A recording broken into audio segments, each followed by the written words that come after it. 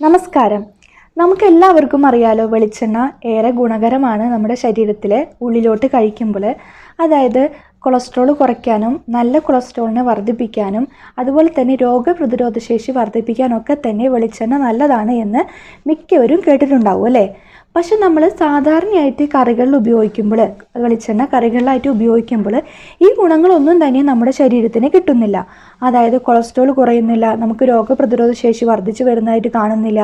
ഇതുപോലത്തെ അതായത് നമ്മളുടെ നല്ല കൊളസ്ട്രോൾ വർദ്ധിപ്പിച്ചതായിട്ട് ശരീരത്തിനായിട്ടുള്ള കാണുന്നില്ല.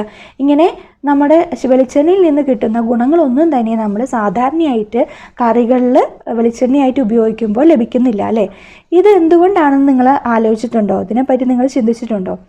അപ്പോൾ നമ്മൾ സാധാരണയായിട്ട് വെളിച്ചെണ്ണ, നമ്മൾ ഉപയോഗിക്കുന്ന വെളിച്ചെണ്ണ അൺറിഫൈനഡ് കോക്കനട്ട് ഓയിലാണ്. ഇത് നമ്മളുടെ ഉരുക്ക് വെളിച്ചെണ്ണയിൽ നിന്ന് ഏറെ വ്യത്യസ്തമാണ് കേട്ടോ.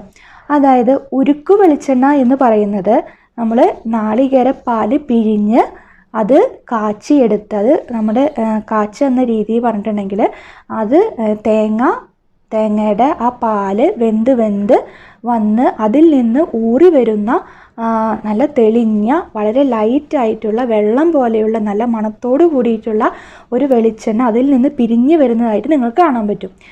അതാണ് നമ്മുടെ ഉരുക്ക് വെളിച്ചെണ്ണ എന്ന് പറയുന്നത്.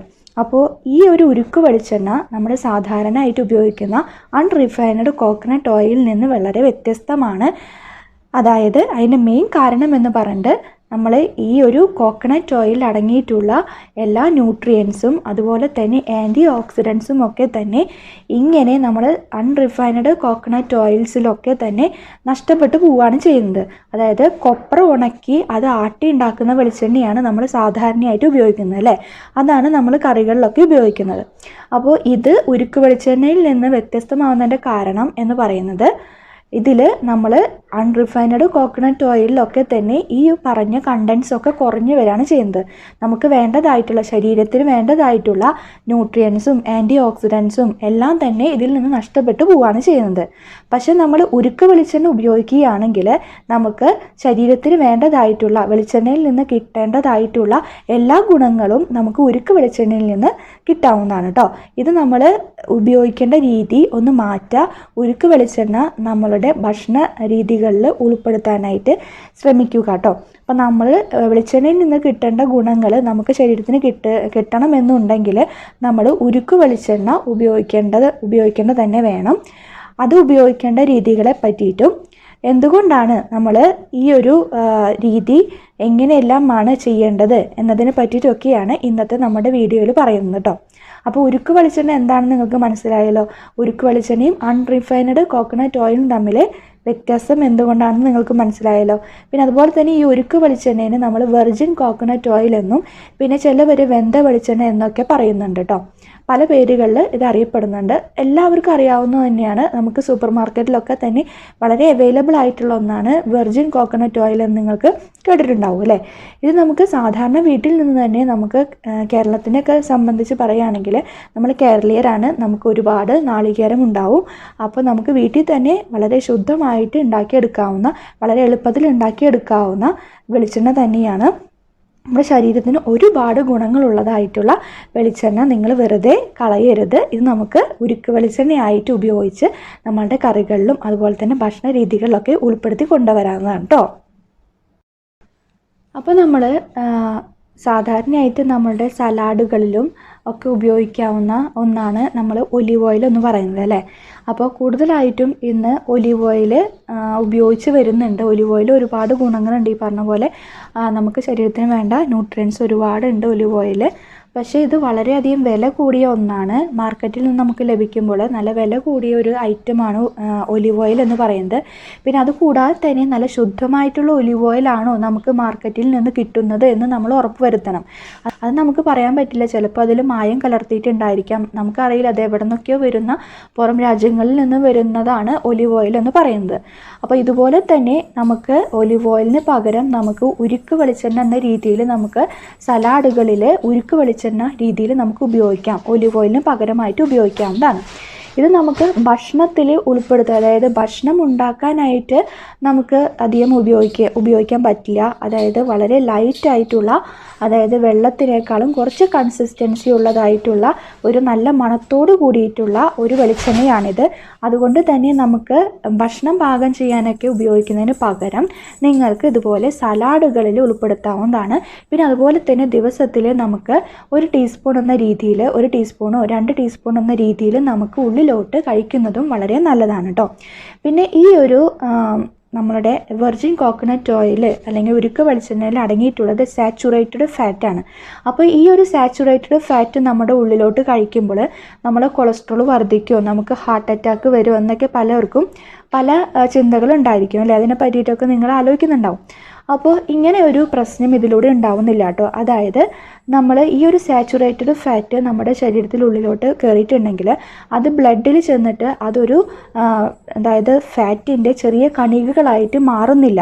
നമ്മുടെ കൊഴുപ്പ് കണികകളായിട്ട് നമ്മുടെ ബ്ലഡിലൂടെ അത് ഒഴുകി നടക്കുന്നില്ല, അത് അങ്ങനെ പോകുന്നില്ല. അതിന് പകരമായിട്ട് ഈ ഒരു സാച്ചുറേറ്റഡ് ഫാറ്റ് ലിവറിൽ പോയിട്ട് ലിവറിൽ കീറ്റോജനിസ് എന്ന ഒരു പ്രവർത്തനം നടന്നിട്ട് അത് ഒരു എനർജി ആയിട്ട് കൺവേർട്ട് ചെയ്യുകയാണ് നമ്മുടെ ശരീരം ചെയ്യുന്നത്. അപ്പോൾ ഇങ്ങനെ നടക്കുന്നത് വഴി നമ്മുടെ ശരീരത്തിന് സാധാരണയായിട്ട് ഇൻസുലിൻ ഉപയോഗിച്ചിട്ട് കാർബോഹൈഡ്രേറ്റിൽ നിന്ന് എനർജി ഉൽപ്പാദിപ്പിക്കേണ്ടതായിട്ടുള്ള രീതി ശരീരം മാറ്റിവെച്ച് ഇങ്ങനെയുള്ള വെളിച്ചെണ്ണയിൽ നിന്ന് കിട്ടുന്ന എനർജി നമ്മുടെ ശരീരം ഉപയോഗിക്കാനായിട്ട് തുടങ്ങും. അങ്ങനെ തുടങ്ങുമ്പോൾ നമ്മുടെ ശരീരം ഓട്ടോമാറ്റിക്കലി വണ്ണം കുറയ്ക്കുകയും നമ്മുടെ ശരീരത്തിലുള്ള അതായത് ഇതുപോലെ ഇൻസുലിൻ റെസിസ്റ്റൻസ് പ്രശ്നമുള്ളവർക്ക്, അതുപോലെ പ്രമേഹ രോഗികൾക്ക്, ഹൈപ്പർ ടെൻഷൻ, കൊളസ്ട്രോൾ വർദ്ധിക്കുന്ന കണ്ടീഷൻ, ഇതൊക്കെ തന്നെ ശരീരത്തിൽ നിന്ന് കുറഞ്ഞു വരുന്നതായിട്ട് നിങ്ങൾക്ക് കാണാൻ പറ്റും. ഇതിൻ്റെ പ്രധാന കാരണം ഇത് തന്നെയാണ്. ഈ ഒരു സാച്ചുറേറ്റഡ് ഫാറ്റ് നേരിട്ടിട്ട് ലിവറിൽ കീറ്റോജനിസ് എന്ന പ്രവർത്തനം നടന്നിട്ട് എനർജിയായിട്ട് കൺവേർട്ട് ചെയ്യുകയാണ് ചെയ്യുന്നത്. ഈ എനർജിയാണ് പിന്നെ ശരീരം യൂട്ടിലൈസ് ചെയ്യുന്നത്.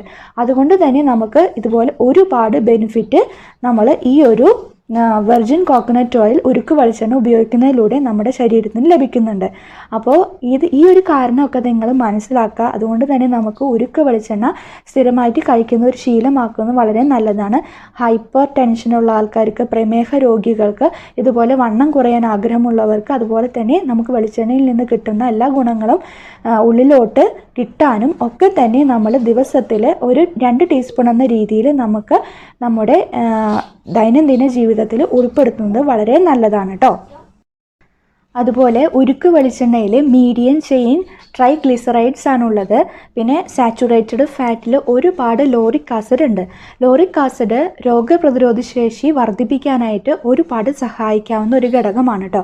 അതുകൊണ്ട് തന്നെ നമുക്ക് ഇടവിട്ട് വരുന്ന പനി ഇടവിട്ട് വരുന്നവർക്ക്, കോൾഡ് വരുന്നവർക്ക്, പിന്നെ അതുപോലെ തന്നെ ത്രോട്ട് ഇൻഫെക്ഷന്, പിന്നെ അതായത് നമ്മുടെ ഇൻറ്റേർണൽ ഓർഗൻസിനുമായി ബന്ധപ്പെട്ട ഇൻഫെക്ഷനും കാര്യങ്ങളൊക്കെ തന്നെ കുറച്ച് നിർത്താൻ തന്നെ സഹായിക്കാവുന്ന ഒരു ഘടകം തന്നെയാണ് ലോറിക് ആസിഡ് എന്ന് പറയുന്നത്. അപ്പോൾ നമ്മുടെ രോഗപ്രതിരോധ ശേഷി വർദ്ധിപ്പിക്കാനായിട്ട് ഈ ഒരു അതായത് നമ്മളുടെ സാച്ചുറേറ്റഡ് ഫാറ്റിൽ അടങ്ങിയിട്ടുള്ള ലോറിക് ആസിഡ് സഹായിക്കുന്നുണ്ട്. അപ്പോൾ ഇങ്ങനെയുള്ളവർ 1-2 ടീസ്പൂണൊക്കെ തന്നെ നമുക്ക് ഡെയിലി നമ്മളുടെ ദൈനംദിന ജീവിതത്തിൽ ഉൾപ്പെടുത്തുന്നത് വളരെ നല്ലതാണ്. നമുക്ക് രോഗപ്രതിരോധ ശേഷി വർദ്ധിച്ചു വരുന്നതായിട്ട് നിങ്ങൾക്ക് കാണാനായിട്ട് സാധിക്കും. പിന്നെ അതുപോലെ തന്നെ സ്ത്രീകളെ സംബന്ധിച്ചിട്ട് ഈസ്ട്രോജൻ്റെ അളവ് വർദ്ധിപ്പിക്കാനും ലോറിക് ആസിഡ് സഹായിക്കുന്നുണ്ട്. ഒരു 45 കഴിഞ്ഞ സ്ത്രീകൾ 40-45 റേഞ്ചിൽ മെനോപോസ് കണ്ടീഷനിലോട്ട് അടുക്കുന്ന സ്ത്രീകളിൽ ആർത്തവ സംബന്ധമായിട്ട് ആർത്തവ വിരാമമായി ബന്ധപ്പെട്ടിട്ടുള്ള ഒരുപാട് പ്രശ്നങ്ങളുടെ അവരുടെ ശരീരത്തിൽ ഉണ്ടാവും അല്ലേ. അതായത് ഈസ്ട്രോജൻ്റെ അളവ് കുറഞ്ഞു വരുന്നതിൻ്റെ ഭാഗമായിട്ട് ഇങ്ങനെയുള്ള സ്ത്രീകളും ഈ ഒരു നമ്മുടെ വെർജിൻ കോക്കനട്ട് ഓയിൽ കഴിക്കുന്നത് വളരെ നല്ലതാണ്. ഉരുക്ക് വെളിച്ചെണ്ണ 1-2 ടീസ്പൂൺ എന്ന രീതിയിൽ നമുക്ക് ഡെയിലി ഉൾപ്പെടുത്തുന്നത് വളരെ നല്ലതാണ് കേട്ടോ. ഈസ്ട്രോജൻ്റെ അളവ് കൂട്ടാനായിട്ട് ഈ ഒരു ലോറിക് ആസിഡ് സഹായിക്കുന്നുണ്ട്.